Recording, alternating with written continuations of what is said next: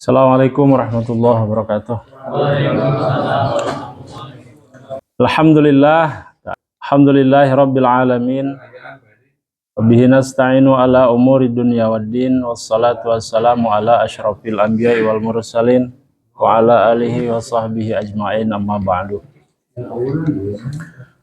Rabbi israh li sadri wa yassir li amri wahlul 'uqdatam min lisani yafqahu qawli. Allahumma aftah alaina futuhal arifin birahmatika ya arhamar rahimin. Rabbana zidna ilman warzuqna fahman. Alhamdulillah, segala puja dan puji hanyalah milik Allah Subhanahu wa taala.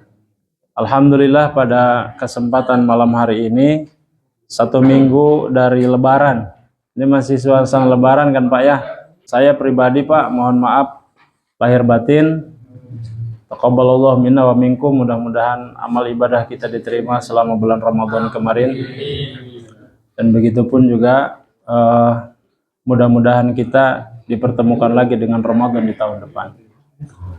Salawat dan salam semoga selalu tercurah limpahkan kepada junjungan semesta alam, Habibana wa syafi'ana wa maulana Muhammad sallallahu alaihi wasallam, pada keluarga, para sahabat, para tabi'in, tabi'in, dan mudah-mudahan kita selaku umatnya mendapatkan syafaatul uzma. Amin ya rabbal alamin.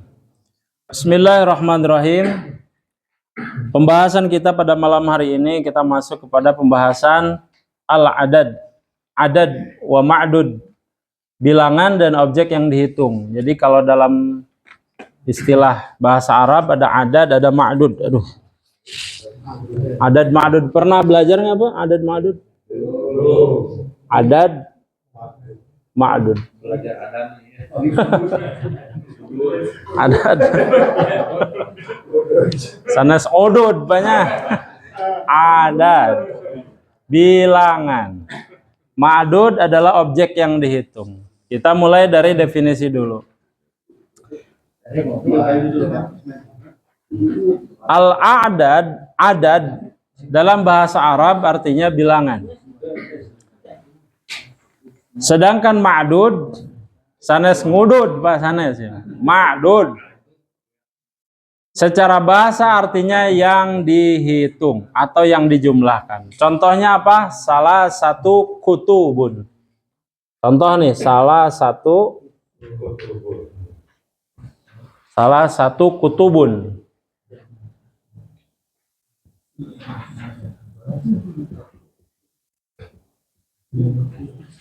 Kenapa tidak kitabun? Karena banyak. Kalau banyak jamak kutub. Kutub. Jadi kutub utara, sana saya tahu. Salah satu kutubun, 3 buku. Salah satu ini disebut dengan adad. Ini disebut dengan ma'dud. Gitu Pak. Jadi ma'dud itu adalah objek yang dihitungnya. Apa di sini objek yang dihitung? Buku. Bukunya. Kalau kopi, nah ini gelas, berarti ma'dud. Bapak-bapak semua yang hadir, ma'dud. Anu sok ngerokok ngudud. Ma'dud. Jadi ma'dud itu adalah objek yang dihitungnya. Sedangkan salah satu adalah adad, bilangannya. Itu dulu. Jadi ada adad, ada ma'dud. Nah, dalam bahasa Arab bilangan itu dibagi ke dalam beberapa kelompok. Contoh, 0 sampai 20. Pernah dengar kalau ada di Al-Qur'an namanya sifr? Pernah? Ada di atasnya itu biasa anak. Qala ana rabbukumul a'la. Aduh, qala ada ya. Qala ana. Nah, ini biasanya di atasnya ada tanda begini. Kalau ada tanda begini biasanya tidak dibaca panjang. Qala ana rabbukumul, tidak qala ana rabbuk, tidak dibaca begitu. Nah, ini disebut dengan sifr. Sifr itu adalah 0. Bulat, donat. Nah, hitungan dalam bahasa Arab nih, kalau pernah belajar barangkali di pas murang kali pernah panginten banyak wahid, hiji, isnen, 2, salasa, tilu gitu kan? Ah, itu 0 sampai 20. Nanti kalau sudah 10 asyaratun. Kalau 11 ihda asyar. Kalau 12 isna asyar dan seterusnya. Kalau nyampe 20 maka menjadi ishruna. Kalau 40 berapa Pak? Apa? Arbaun. Maka kita mengkaji hadis arba'in. Arba'in bisa arbaun, bisa arba'in. Arba'in itu 40. 40. Arba'in. Arba'in 40. Ishruna 20, salasuna 30, arbaun 40, khamsun 50, situn, sab'un, samanun, tis'un. Kalau 100 mi'ah. Mi'atun, mi'ah. Kalau 200 mi'atan, 300 salasu mi'atun, mi'atin. Kemudian kalau 1000 alfun. Alfun 1000.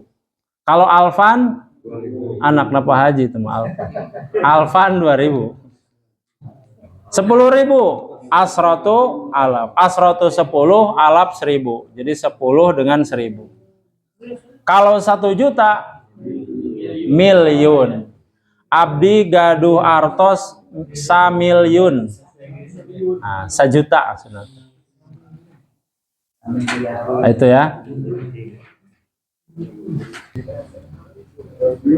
Poin E. Contoh ada dan ma'du dalam Al-Quran. Yang pertama di surah Al-Baqarah ayat 196. Itu ada di halaman 2 tuh Pak. Di halaman 2 penggunaan adad ma'dud.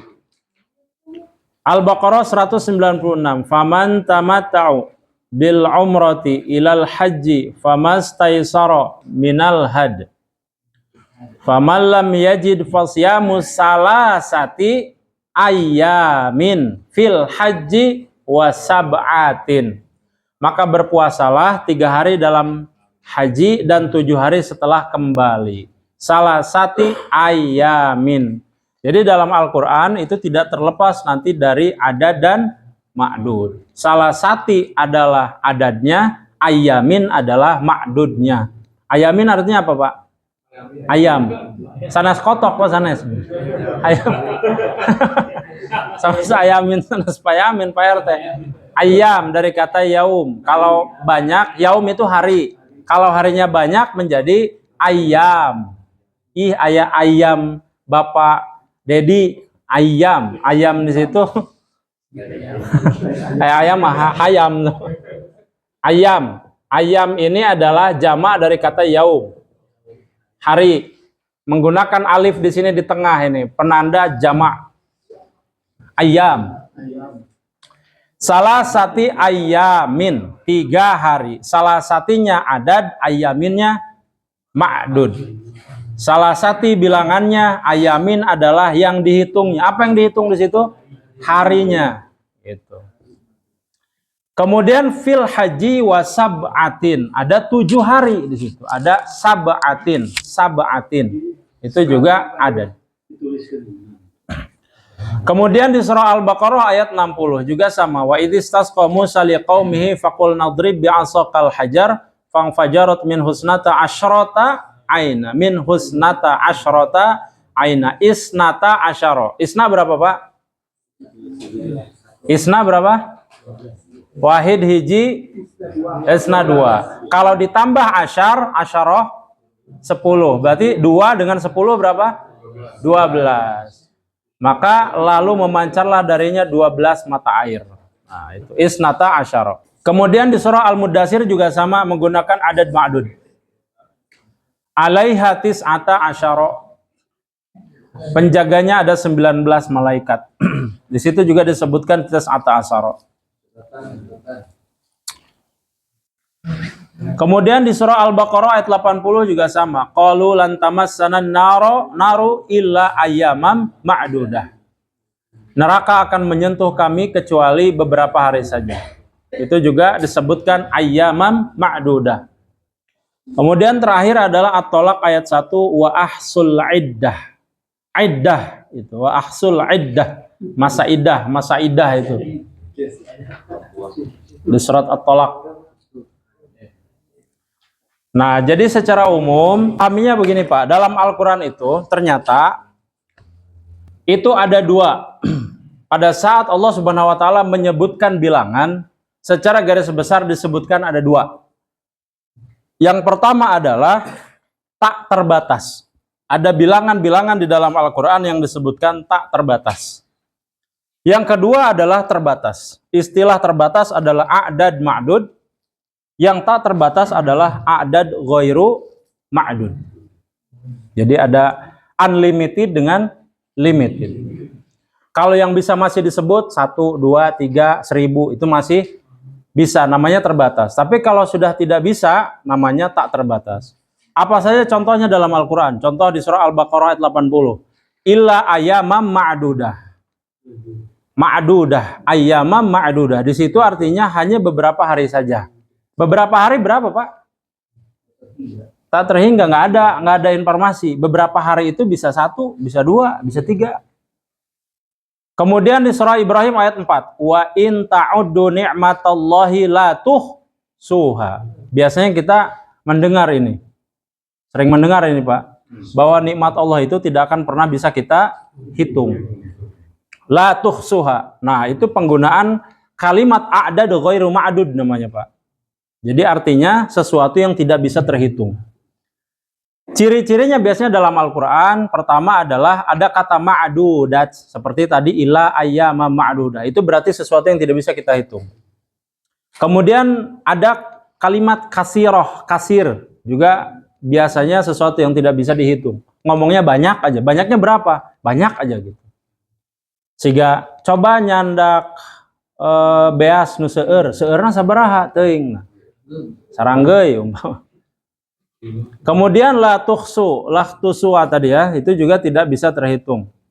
Tak terbatas maknanya. Kemudian yang kedua yang keempat adalah qalil. Nah, ini salah satu contohnya adalah di surah Al-Mulk ayat 23. Di bawahnya tuh, Pak. Qul huwallazi ansha'akum wa ja'ala lakumus sam'a wal absara wal af'idah qalilam ma tashkurun. Qalil itu sedikit. Nah, contoh begini. Kenapa Allah menyebutkan kalimat qalil dalam surah Al-Mulk ayat ke-23? Kenapa coba kira-kira, Pak? Kata Allah, ini kata Allah, katakan, dialah Allah itu zat yang menciptakanmu dan menjadikan bagimu pendengaran, ada kita punya pendengaran, punya penglihatan, kemudian punya hati nurani. Akan tetapi sedikit sekali kamu bersyukur. Kenapa di sini kalimat qalil, tak terbatas? Nah, qalilan. Ini kalau kita kaji lebih dalam, ada dua ma'dud ini, artinya begini kurang lebih. Kita ini makhluk yang tidak pandai bersyukur. Berapa banyak dalam satu hari, 1 bulan, 1 tahun, bahkan seumur hidup kita itu pernah nggak bersyukur atas kedipan mata, atas pendengaran, kemudian atas apa yang menjadikan hidup kita ini sempurna. Itu kita sangat sedikit sekali, Pak. Maka kalau dibahasakan nih, adat ba'dud ini, kita itu seringkali tidak merasa bersyukur tak terbatas. Banyak gitu, Pak, tidak bersyukurnya dibandingkan bersyukurnya. Bahkan kita biasanya meminta sesuatu yang sebetulnya ada hal yang lebih penting dari yang kita minta. Contoh misalnya kita minta apa? Ya Allah, berikan saya uang banyak umpama. Karena uang THR sudah habis. Kan begitu. Atau CF umpamanya. Padahal Allah sudah memberikan kesehatan kepadanya yang kalau diuangkan lebih dari apa yang dia minta. Betul tidak, Pak? Kadang-kadang kita tidak sadar itu. Makanya bahasa Allah itu qalilan ma tashkurun. Begitu banyak sesuatu yang tidak kita syukuri, dan itu jumlahnya banyak sekali hal-hal kecil yang tidak kita syukuri, Pak. Banyak, tak terbatas kata Allah. Padahal aku sudah memberikan penglihatan, pendengaran, hati nurani, kesehatan jasmani dan rohani, semua saya kasih. Tapi kamu meminta sesuatu yang sebetulnya sudah aku beri. Gitu. Maka bahasa dalam Al-Quran qalil, sedikit. Ini harus jadi perhatian buat kita, Pak. Bahwa seringkali kita meminta sesuatu yang padahal sebetulnya ada yang harus kita syukuri jauh lebih dari itu, Pak. Kita bisa hidup saja, alhamdulillah. Kita bisa bersujud saja, itu luar biasa. Begitu, Pak. Nah, sekarang kita masuk ke kajian inti dari bahasan kita pada malam hari ini adalah kajian di surah An-Nisa ayat ketiga. Ini kan yang jadi sesuatu banget ini, Pak. Nikahilah perempuan 2, 3, 4. Ini kan menyebutkan adat ma'dud ini, Pak. Coba kita kaji ya. Bismillahirrahmanirrahim. Kajian surah An-Nisa ayat 3-nya. Wa in khiftum alla tuqsitu fil yatama fanqihu ma tabalakum minan nisa. Masna, tuh ini adat ma'dud nih, Pak. Masna. Kemudian sulasa waruba. Masna, sulasa waruba. Fa in khiftum alla ta'dilu fawahidatan aw ma malakat aymanukum zalika adna alla ta'ulu. Ini biasanya suka dipotong nih ayat ini, Pak. Ini suka dipotong ini. Makanya malam ini kita kaji utuh. Sebetulnya maksud Allah tuh apakah betul seperti yang kita pahami sekarang atau bagaimana gitu ya. Coba kita pahami. Ayat ini kita harus lihat dulu dari asbabun nuzulnya. Ini kan yang dijadikan ayat untuk sebagai dasar berpoligami kan? Nah, coba kita lihat apa asbabun nuzulnya. Asbabun nuzul dari ayat ini bisa dipelajari pada hadis riwayat Bukhari nomor 4574. Begini bunyinya, Pak. Panjang sebetulnya ini ya. Cuman saya ringkas saja. Ini dari Sayyidati Aisyah radhiyallahu anha berkata, satu waktu, Pak, ada seseorang yang mengambil anak. Ini asbabun nuzulnya nih. Ada seseorang yang mengambil anak. Misalkan saya mengambil anak. Nah, anak yang saya ambil ini, yang saya urus ini, dia anak yatim piatu, Pak. Orang tuanya sudah meninggal semua. Tidak ada saudaranya yang lain. Hanya dia sendiri, sebatang kara. Kemudian saya ambil sebagai anak. Berarti saya sebagai walinya kan? Nah, pada saat saya mengambil walinya, ini anak, Pak, dititipi, diamanahi banyak harta. Banyak harta ini. Satu ketika dia sudah remaja, sudah dewasa, tos cukup dipanen lah. Sudah siap menikah, pas katingali, wah ya, lebar ya pamiku batur. Lebar, tos magelis, ya kan? Benghar tuh. Alah, lebar. Pan moal kok dipasikeun ka Pak RW moal dah. Moal ditolak. Jadi ini saya sebagai walinya ini melihat, oh ini ada anak yatim piatu, kemudian punya harta yang banyak. Saya punya pikiran begini, kenapa tidak saya nikahi saja? Begitu. Sok. Ningali tos budakna gelis, benghar, lebar sigana ya pamiku Pak RW. Akhirnya abi terpikir, Pak ya. Tos we ku abi dinikah. Tetapi karena benghar, abdi temasihan mahar. Meskipun misalkan masihan mahar teh ya sekedik lah gitu, Pak. Ente seueur. Maka kemudian ini diketahui oleh Nabi. Dan ini mendengar langsung Sayyidati Aisyah atas peristiwa ini. Lalu kemudian Nabi bersabda, nih, ini asalnya adalah yatim piatu. Jadi pahami ini, Pak ya. Mana itu?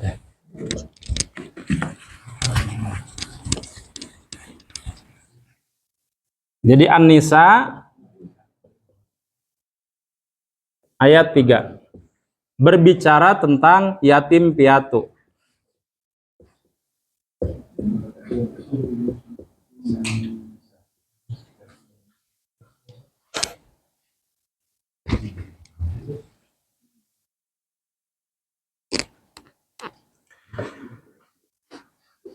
Jadi laki-laki yang menjadi wali tadi, Pak, itu mau memberikan mahar tetapi tidak adil sedikit. Yang seharusnya kalau sekarang umpama ini mah, mahar itu umpama kalau sekarang 50 juta umpama.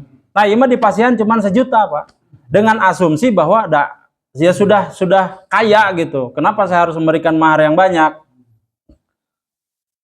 Maka kemudian kisah ini itu didengar oleh Nabi dan kemudian Nabi mengatakan nih harus dicatat bahwa Nabi kemudian di surat An-Nisa ayat 127 tuh itu nyambung sebetulnya, Pak.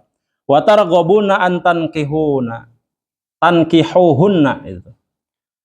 Jadi kalau seandainya kalian tidak suka menikahi mereka pada saat mereka miskin, kira-kira beginilah, kalau seandainya mereka itu tidak kaya, tidak cantik, mau nggak menikahi?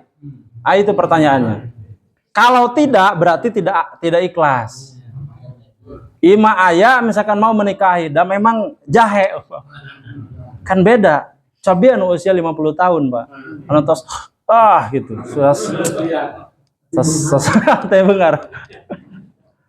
Tos ripuh gitu, Pak. Cobian. Kira-kira daek teh? Itu pertanyaan. Ini kata Nabi bukan kata Nuruddin, Pak. Kira-kira kalau wanitanya ini tidak kaya, tidak cantik, mau nggak menikahi? Sigana memual. Begitu. Maka Nabi melanjutkan. Ini Nabi mengatakan, Pak, di hadis Bukhari nomor 4574 ini. Maka mereka pun dilarang. Dilarang itu haram nggak, Pak? Kalau Nabi mengatakan kamu dilarang melakukan ini, berarti haram itu.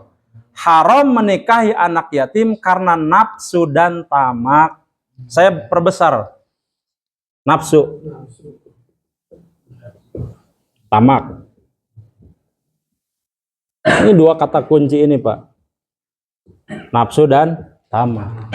Kata Nabi, haram menikahi seseorang dikarenakan hanya nafsu saja atau karena ketamakan disebabkan oleh harta. Haram, Pak. Haram berarti. Jadi kalau misalkan ini contoh saja, ningali jahe umpama, ya kan, wah sigana mah, sigana gitu.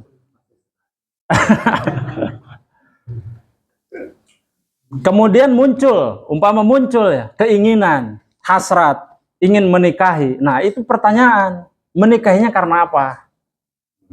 Niatnya karena apa itu? Karena hasrat atau nafsu haram kata Nabi. Berarti haram. Karunya. Mantak pamehoyong ni ibadah mah kan seueur di lampu merah teh Pak nu nyepeng anak-anak teh kieu tah. Ya kan? Eta nu kedah dinikahi berarti ke bapak. Tong cara nu awawe atau gadis SMA. Anu masih kena SMA Pak Haji Dedi pentas miliaran ke SMA 13 17. Ningalian nu ngora sih kana. Ini kata Nabi berarti tidak boleh haram Pak hukumnya menikahi anak yatim dalam kondisi niatnya adalah karena nafsu dan tamak. Berarti haram itu Pak. Dan kita bagaimana sekarang? Ini bahaya makanya. Coba kita lihat dari perspektif banyak hal nanti. Ini kajian ini melihat dari banyak perspektif. Coba kita lihat di B-nya Pak. Pesan sosial dan etik dari asbabun nuzul ayat ini yang pertama adalah larangan menikahi anak yatim karena hartanya saja. Apakah ini hanya berlaku untuk anak yatim? Tidak, Pak. Ini berlaku untuk umum, Pak. Berlaku untuk umum, bukan hanya anak yatim. Bukan hanya anak yatim. Intinya adalah tidak boleh mengeksploitasi. Nah, itu. Tidak boleh mengeksploitasi. Aya umpama ki di urang ayeuna. Carogena maot. Teras gaduh hutang, kalilit hutang. Dongkap Pak Juhri, ya kan? Bos baleho teh ya kan? Dongkap Pak Juhri. Saya mau membantu kamu, tapi mau nggak kamu saya nikahi? Nah itu kan? Kayak apa Pak? Sejarah apa? Yang ini Siti Nurbaya. Siti Nurbaya itu, Datuk Maringgi kan? Itu kisah itu bagaimana hukumnya dalam Islam haram itu Pak. Jadi memberikan bantuan tetapi ada embel-embel yang lain, menikahi. Menikahnya mah bisa sah, tapi niatnya ini yang bermasalah. Haram itu. Karena itu mengeksploitasi. Kin milarian rangda anu seueur harta atuh seueur harta anu seueur hutang, Pak. Da gampil Pak anu seueur hutang mah. Tingali seueur pinjol hadir Pak Juhri kan. Seueur anu can bayar sekolah. Dongkap Pak Dudung kan. Aya cenah 10 juta kumaha Neng? Itu. Mengeksploitasi itu hukumnya haram. Yang kedua, Poin bahasan ayat ini adalah Islam melindungi hak perempuan dan anak yatim. Kenapa sekarang jadi terbalik? Kenapa seolah-olah poligami sekarang itu menjadikan perempuan tertindas? Betul tidak? Karena prakteknya pemahaman terhadap ayat yang bermasalah. Asal adil. Nanti kita bahas apa definisi adil menurut agama. Panjang itu, Pak. Sampai sini dulu. Ayat ini diturunkan, asbabun nuzulnya adalah untuk melindungi hak perempuan supaya tidak diambil hartanya saja, tidak dieksploitasi. Kalau pami orang main, nah habis sepah makan gabah, habis sepah dibuang, ya kan? Sudah dimakan, sudah enaknya, kemudian ditinggal. Agama menghindari itu, Pak, menjaga itu, karena Islam ini datang untuk menjadi solusi. Pada saat nanti ada pernikahan harusnya seumur hidup. Jangan cuman sepintas. Makanya tempo hari kita belajar tentang nikah misyar. Masih ingat nggak, Pak? Masih ingat nggak remeng-remeng nikah misyar itu apa? Pak Heri. Ayah proyek. Ayah proyek di Kalimantan. Genep sasi sakali uih nate. Nah, kan gitu, genep sasi sakali. Kan jangar eta, Pak. Jangan eta. Panasnya banyak. Ningali aya budak Kalimantan. Wah, siga nama ya. Kieu mas menikah lah gitu. Nikah we di ditu, nikahlah sareng orang Kalimantan. Tetapi berbatas waktu. Proyekna cuma 2 tahun. Beres 2 tahun eueuh kan ka dieu. Itu kumaha ta posisina? Dikantunkan gitu. Ah, itu kan masalah tuh. Tapi itu secara agama sah. Secara agamanya sah, tetapi secara niat bermasalah. Meskipun boleh, daripada zina. Boleh, Pak, boleh. Tapi bermasalah. Paham nggak sampai sini, Pak? Mantak Abib. Aya nu tebih itu tadi.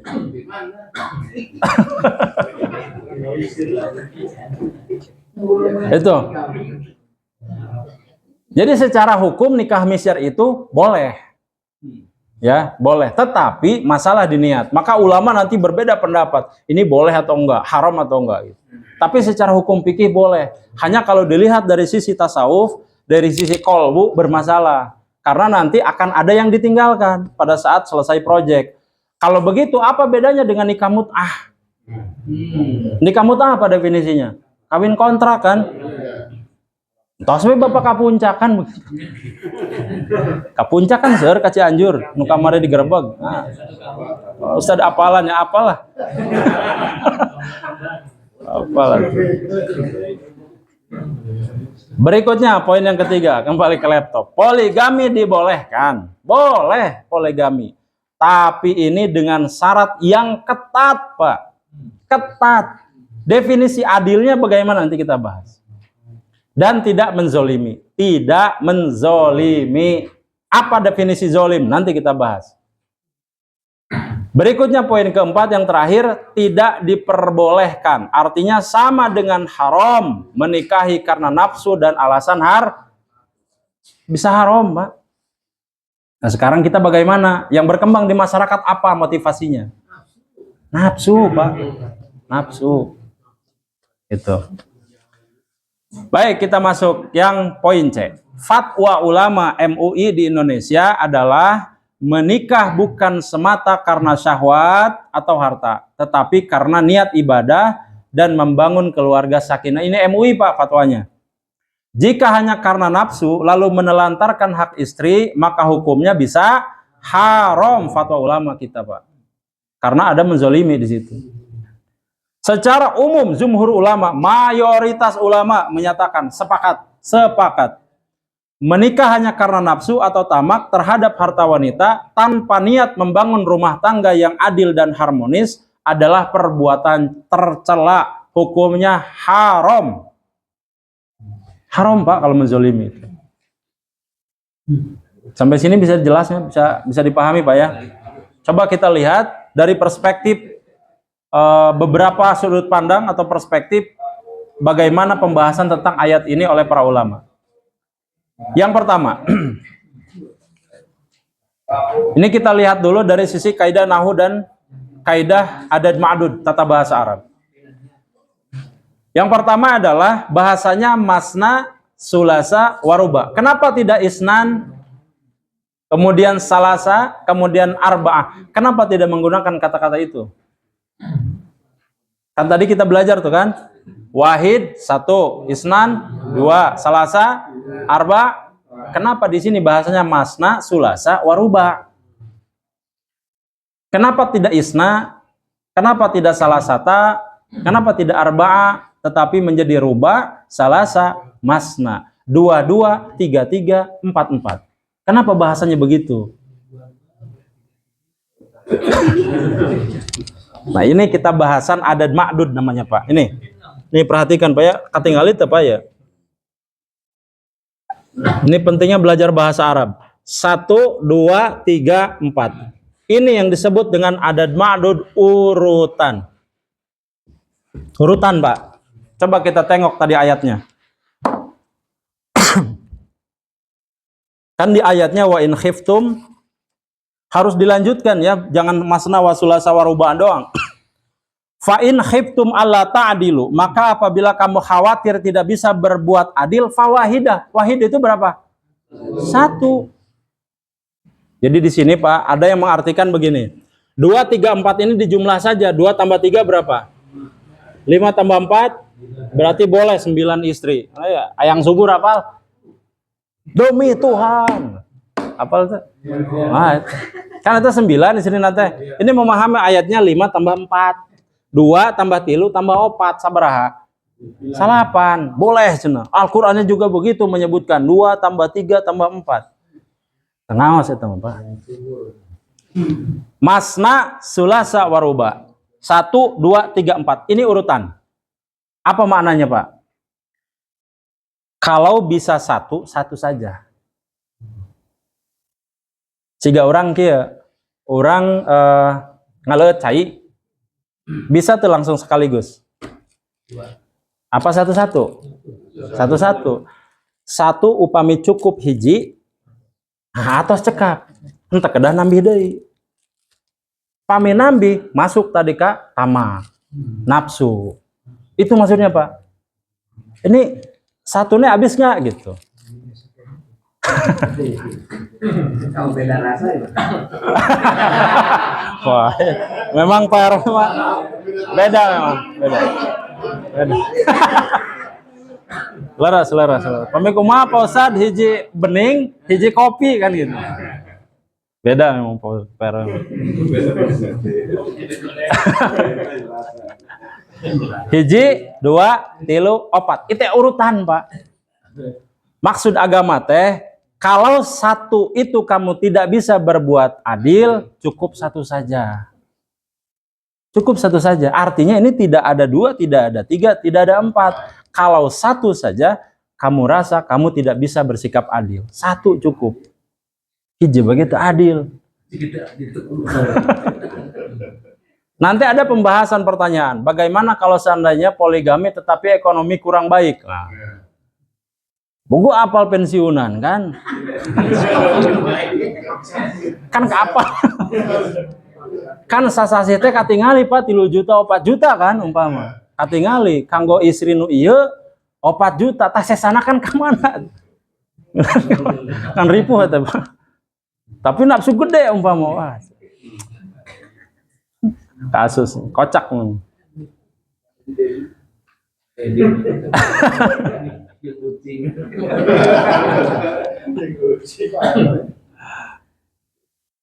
Jadi poinnya Pak, poinnya ini adalah jama yang berarti adalah pilihan 1 atau 2 atau 3 atau 4.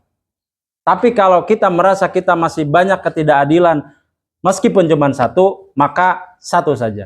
2 menjadi haram, 3 menjadi haram, 4 menjadi apa lagi? Begitu maksudnya Pak. Berarti jangan coba-coba 2, jangan coba-coba 3, jangan coba-coba 4. Kalau niatnya, ekonominya banyak bermasalah. Hati-hati itu Pak. Berarti sepanjang kita menjalani kehidupan rumah tangga itu masuk kepada kategori haram Pak. Haram Pak. Berarti dosa we nu aya. Ngeunah sih ngeunah umpama.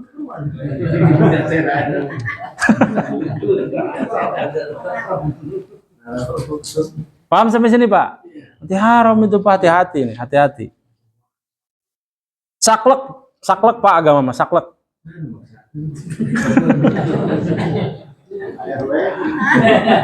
Aduh. Bertingkat Pak ya, bertingkat.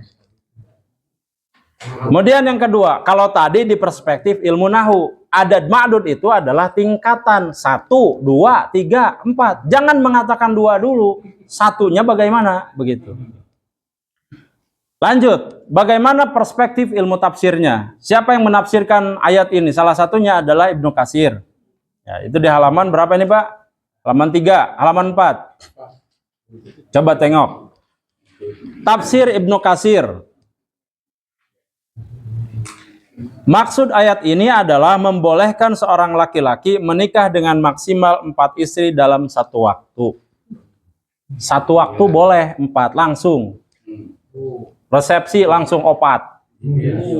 Ya kan, langsung. Aduh, ya Pak Hajendan liar. 4 sekaligus. Boleh, boleh. Tapi kembali ke niat tadi. Bukan itu bukan akumulasi. Kemudian tafsir dalam Al-Maraghi dan Sayyid Qutb. Beliau menekankan bahwa penekanan pada keadilan dalam beristri dan bahwa keadilan sempurna sangat sulit. Ma ja'alallahu lirajulin min qalbayni fi jawfihi. Jadi Allah tidak menjadikan 2 cinta dalam satu hati. Allah yang mengatakan di surah Al-Ahzab ayat 4. Tuh, bagaimana tuh Pak? Allah tidak menjadikan 2 cinta dalam satu hati. Artinya apa? Kalau ada 2, pasti salah satunya mengalah. Tidak mungkin kita mengatakan saya mencintai Neng, Akang oge mencintai Neng, dua-duanya sama 50. Nggak bisa. Nggak bisa Pak. Allah yang mengatakan itu. Duh. Hiji. Anu hiji Pak, Yuswana teh 50. Nu hiji 25. Cobian, ayo. Asli, nah bisa 50-50. Nggak bisa. Pasti ninggalin karena 25 itu Pak. Pasti. Hah? Tak apal. Tak apalun Pak Tony mah. Ayo. Leres tuh Pak. 50 sareng 25. Iya panon urang teh Pak, soca urang. Pasti ningali saheula pami dijajarkeun 2 teh. Coba eta mah awas heula cenah teh. Eta nu 50 mah awas heula. Pas yang ini disingkirkan, Pak. Maka nanti lambat laun kan ada bahasa begini. Menolong janda itu ibadah. Iya, menolong janda tapi nanti menjadikan satu janda lagi. Menolong satu janda tapi menjadikan satu lagi janda. Biasanya begitu. Begitu dinikahi berdua nih, 2 nih. Karena yang muda yang lebih condong ke sini, yang tua diceraikan, kan begitu ya. Menolong satu janda, menjadikan lagi satu janda. Kan mulai ujungan atau itu Pak. Betul tidak Pak? Ayah ibu-ibu teh rada rewas sih.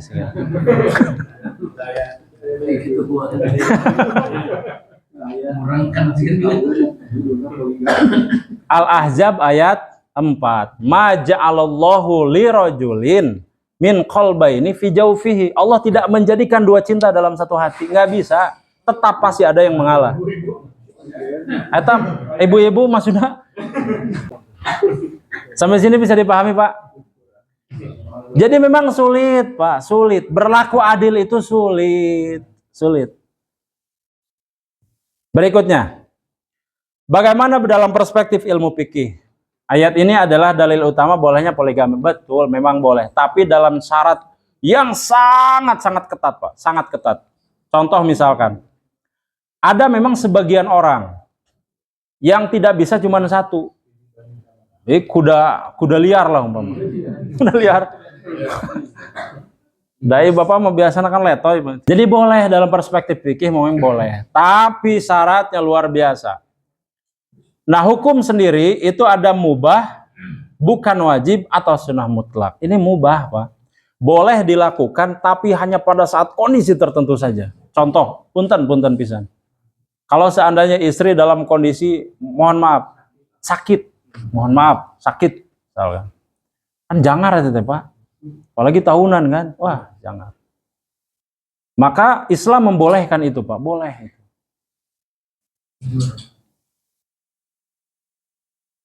Kemudian, dalam perspektif balaghah, ilmu bahasa nih. Pemakaian bentuk wasala sawaruba adalah bentuk namanya at-tafkhim, penekanan. Bukan hanya menyebut angka. Gaya bahasanya adalah menunjukkan pilihan tadi bertingkat. Satu dulu maksimalkan, baru kedua. Ini mas satu juga belum maksimal, sudah mau kedua. Dua-duanya kerungkan. Jadi pilihan bertingkat itu begitu. Satu dulu dimaksimalkan, dapat surga di situ, baru kemudian ke yang kedua. Begitu. Kalau tidak bisa ini, haram hukumnya yang kedua, ketiga, keempat. Haram. Hati-hati ya. Kemudian, bagaimana perspektif sosiologis dan historisnya? Ingat bahwa ayat ini turun untuk melindungi hak perempuan yang pada saat itu mau dieksploitasi. Berarti ini bukan untuk menindas, bukan untuk menzolimi. Pada prinsipnya pada saat itu, Pak, ayat ini turun, kondisi peperangan masih terjadi. Banyak para syuhada mati syahid. Kemudian meninggalkan janda banyak, Pak, di rumah itu. Dan ini tidak ada yang menafkahi, susah. Maka pada saat itu diperbolehkan dalam agama lebih dari satu. Tetapi pada saat itu perlu diketahui historisnya bisa 50 istri pada saat itu loh, Pak. Pada saat itu belum ada hukum ini. Masna wa sulasa wa ruba itu ini untuk membatasi. Begitulah Pak memang. Sebelum ayat ini turun, para sahabat waktu itu ada yang sampai 40, ada yang 50. Udah mual sempet pakai kolor, Pak.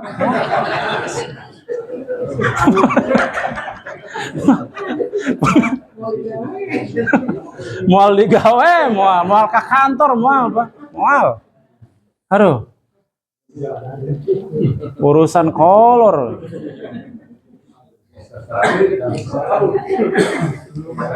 Historisnya seperti itu, Pak. Pada saat itu istri itu banyak sampai 50.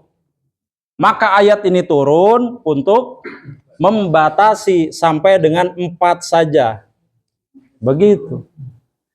Apalagi dulu zaman sebelum Nabi, Pak, itu ada raja-raja itu bisa 1000. Raja Cina itu 1000, Pak. Genghis Khan ya 1000 itu, Pak. Bayangkan 1000 kering itu. Garing. Asli nah, 1000 coba. Iya, tapi kan istri, meskipun selir tapi istri. Wah itu. Jadi keluar tuh 5 tahun sekali itu. 1000 kan?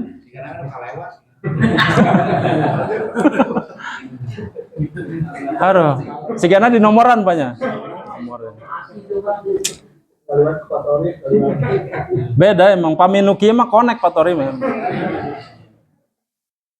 Jadi dulu sebelum Islam istri itu banyak, tidak dibatasi. Maka Islam datang untuk membatasi justru.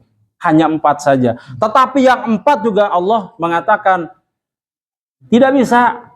Tadi majalallahu lirajulin tadi. Tidak bisa, Pak.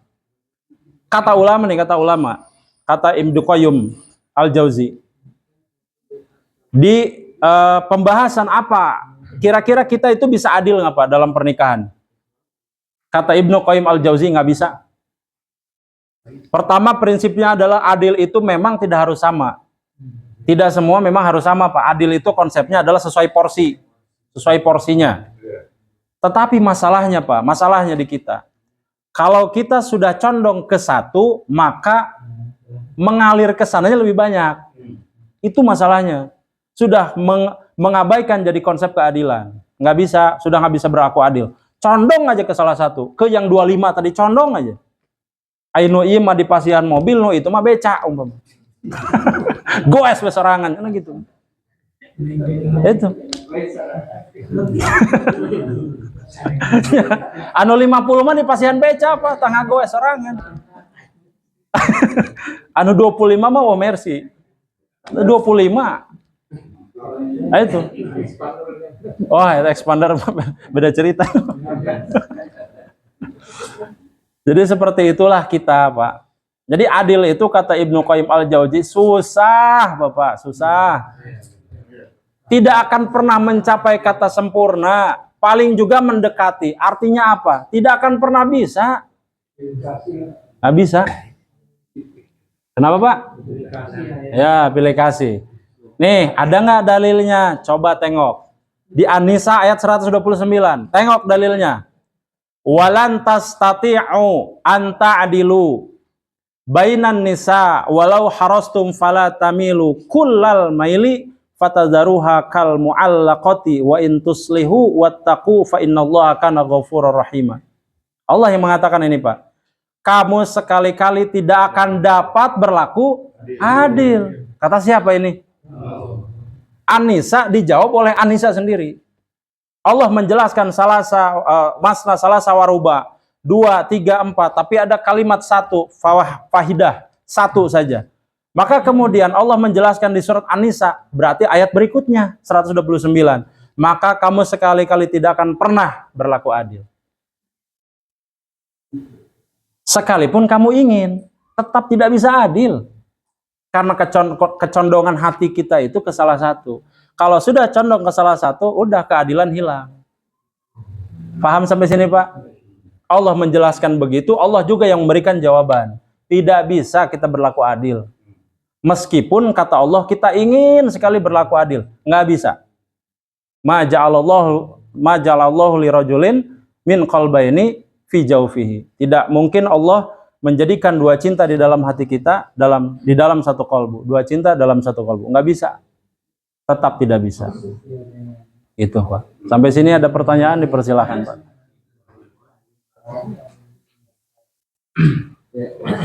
Ya.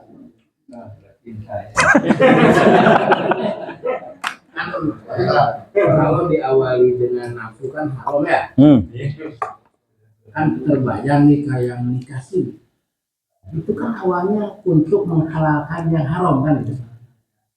Nah, ketika itu dilaksanakan kan nikahnya itu sah. Nah, seterusnya karena kan untuk melampiaskan. Nah, itu gimana? Baik. Nikah siri ini juga termasuk dalam pembahasan di sini. Dalam tadi perspektif ilmu fikih itu sah. Tetapi kita ini ilmu bukan hanya ilmu fikih, ada ilmu lain, yaitu ilmu tasawuf yang mempelajari tentang apa sebetulnya niat kita. Sesuai dalam hadis arba'in yang pertama, innamal a'malu bin niat wa innamal likulli imri'in ma manawa. Jadi segala sesuatu itu tergantung dari niat dan kita akan hanya mendapatkan sesuai apa yang kita niatkan. Makanya dulu dikisahkan di hadis arba'in yang pertama itu, faman kanat hijratuhu ilallahi wa rasulih fa hijratuhu ilallahi wa rasulih. Apabila dia niat berhijrahnya karena Allah dan Rasulnya, maka dia akan mendapatkan pahala itu. Tapi wa man kanat hijratuhu, apabila dia berhijrahnya bukan karena Allah dan Rasul, tetapi karena lidunya yusibuha, karena dunia, menggapai dunia. Awi mro'atin yankihuha, atau menikahi perempuan, tuh. Maka dia fahijratuhu ila ma hajara ilaih. Maka dia cuma mendapatkan itu saja. Jadi menikahnya itu sah. Kenikmatan di dunianya dia dapat, tetapi dia tidak mendapatkan pahala apa-apa. Ila ma hajara ilaih. Hanya menikahnya saja yang dapat. Tetapi pahala ibadah dalam pernikahannya tidak ada. Begitu. Jadi agama ini memperketat supaya apa? Tidak mudah orang poligami dengan atas nama supaya sah, supaya halal, langsung kemudian menikah lagi. Nggak bisa. Ada syarat dan ketentuan yang agama itu berat, Pak, berat. Allah sendiri tadi yang mengatakan, sekali-kali kamu tidak dapat berlaku adil meskipun kamu ingin. Ayat 129 An-Nisa. Itu diperhatikan, dicatat, dihafal itu, Pak. Sekali-kali tidak akan pernah kita bisa berlaku adil. Maka kesimpulannya apa dari pertanyaan tadi? Kalaupun ada orang yang misalkan mau menghalalkan secara ilmu fikih, sah-sah saja. Tetapi itu menjadi bom waktu nantinya. Apalagi tidak diketahui oleh istri yang pertama. Bom waktu saja itu, Pak. Hanya mungkin setahun, 2 tahun, maksimal 10 tahun. Apalagi kalau sudah meninggal tiba-tiba ya anak, incu. Kan seueur tah. Ieu teh saha cenah.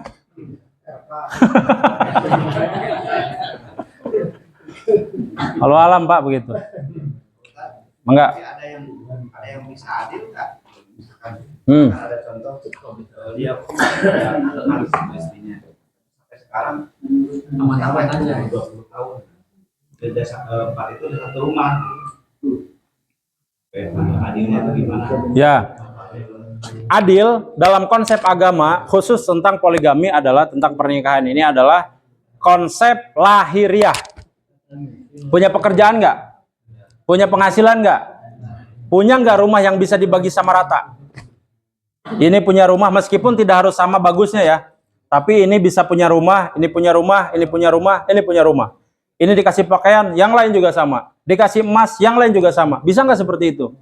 Kalau bisa, baru lahiriah. Baru lahiriah. Nah, batinnya nih problemnya Pak. Kita ini biasanya menilai hanya dari dunianya saja. Dunianya banyak, wah ini boleh. Ada ilmunya. Ilmu agamanya bagaimana? Kalau seandainya bentrok 4, kan jangar ya Pak. Jangar. Jadi tong dibayangkan cuma nu indah-indah hungkul kan. Karena konsep sederhana teori psikologi, sesuatu itu terlihat indah karena belum mengalami. Betul tidak Pak? Dah kan kapungkur mau orang ngasih nikah teh, sareng si ibu teh, si gana mah kumaha gitu. Si eneng teh, pamitos ngagaduhan mah kumaha. Biasa we kan? Bapak eta mah. Katingali Pak. Sedih. Kaduhung baheula teh.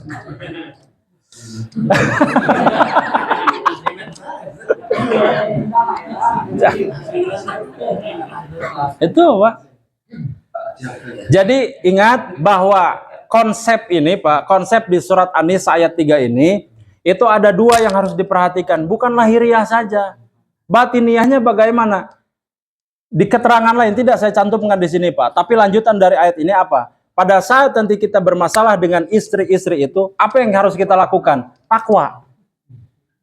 Takwa Pak. Tuh, ujungnya adalah takwa. Takwa ini urusan apa? Kolbu. Urusan keagamaan kita ini. Maka tidak bisa cuman lahiriah secara dunia saja. Nggak bisa. Takwa nggak?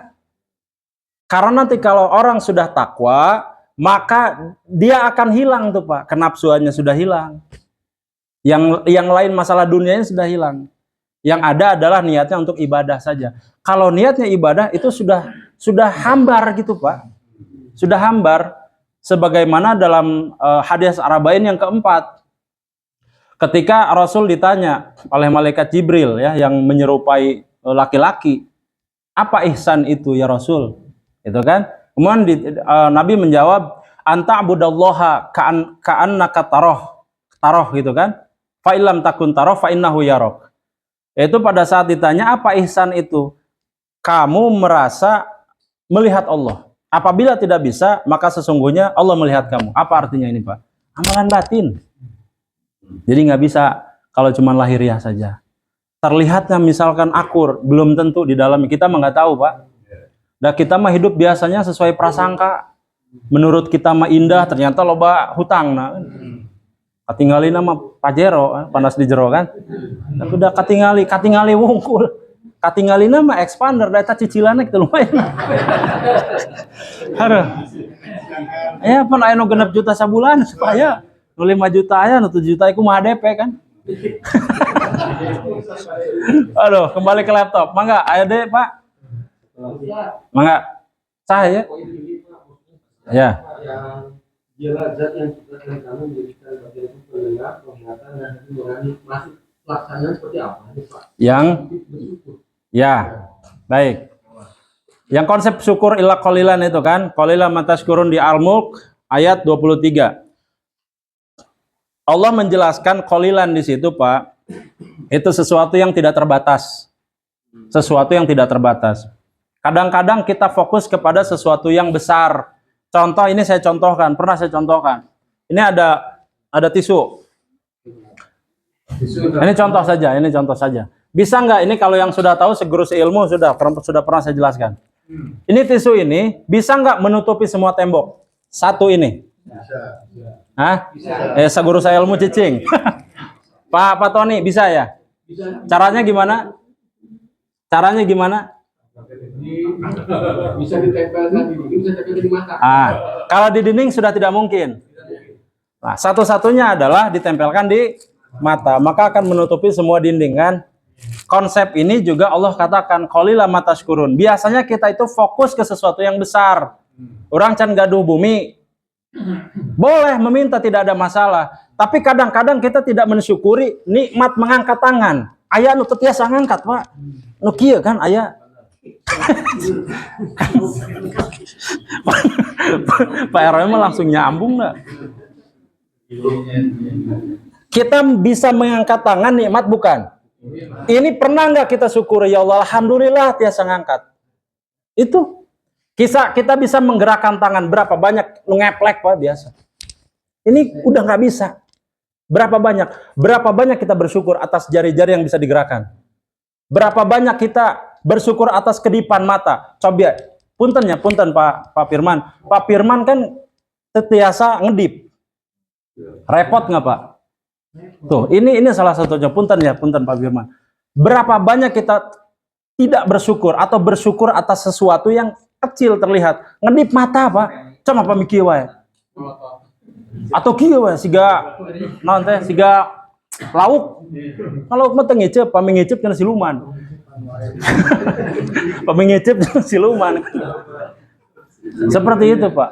Berapa banyak kita bersyukur atas kedipan mata. Kemudian ini ada alis, ini ada ujung, ada bulu mata. Cobian Bapak dikerik bulu matana. Banyak, Pak. Jadi banyak kata Allah dari pendengaran kita. Ini cobian we, pendengaran kita pamit torek. Pak, badai ka mana? Hah? Ini tarik. Wah, badai ka mana? Oh.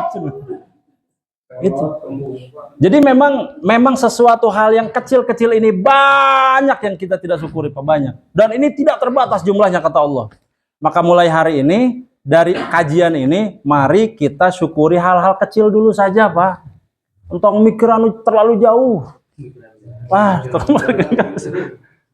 yang sederhana saja kita syukuri. Alhamdulillah tiasa ke masjid. Alhamdulillah tiasa bersujud. Alhamdulillah masih tiasa ngadeg urang sholat. Alhamdulillah orang masih tiasa ruku. Karena aya sebagian nyeri cangkeng, encok, rematik, wah macam-macam. Urang alhamdulillah masih tiasa ajeg. Asam urat. Aya nu teu tiasa nilep. Aya, tapi pamit masih tiasa nilep, alhamdulillah. Kenapa sih kita tidak bersyukur atas hal-hal yang kecil itu gitu. Itu maksud di Al-Mulk ayat 23. Betul, memintanya tidak masalah. Tetapi sebelum meminta, ada adab sebelum berdoa, apa mengucapkan? Alhamdulillah. Alhamdulillahirabbil alamin. Hamdan katsiran. Itu kan? Hamdan na'imin. Hamdan dimulai dari kalimat alhamdulillah. Untuk mensyukuri dulu sebelum meminta, itu adab. Syukuri dulu baru meminta. Pami urang ka Pak Juhri di pasihan ieu. Alhamdulillah Pak Juhri nuhun. Di pasihan aya teu nu sanes. Itu kan? Kan adab itu kan? Atur nuhun Pak Juhri, tapi aya teu kopina. Gitu. Pas begitu beres kopi, aya teu ududna kan. Gitu panginten Pak, sah rupina tos cekap, mudah-mudahan bermanfaat. Akhirul kalam, assalamualaikum warahmatullahi wabarakatuh.